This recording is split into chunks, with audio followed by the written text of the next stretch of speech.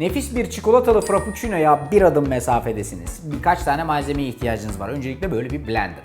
Her şeyi güzelce birbirine geçirecek. Arkasından süte ihtiyacınız var. Eğer 250 mililitrelik bir kutu süt kullanıyorsanız işiniz kolay. Ama kullanmıyorsanız ne yapacaksınız?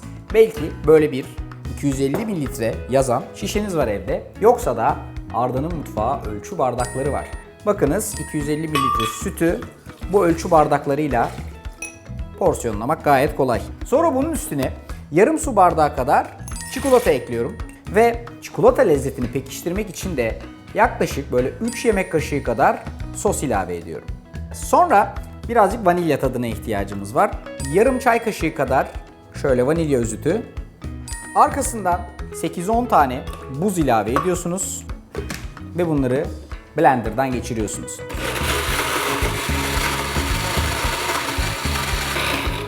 Yaklaşık 30 saniye içinde bu iş tamam. Hafif köpüklü, buzdan kaynaklı ve içindeki sütten kaynaklı güzel, lezzetli, her şeyin bir araya geldiği bir kıvam. Bardağa döküyorsunuz. Servis ederken üstüne birazcık Schlagwunder, Schlagwunder dediği bildiğiniz bu süslemek için krema.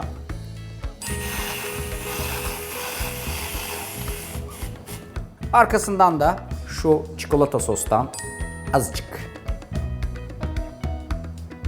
2 de pipet. Olay.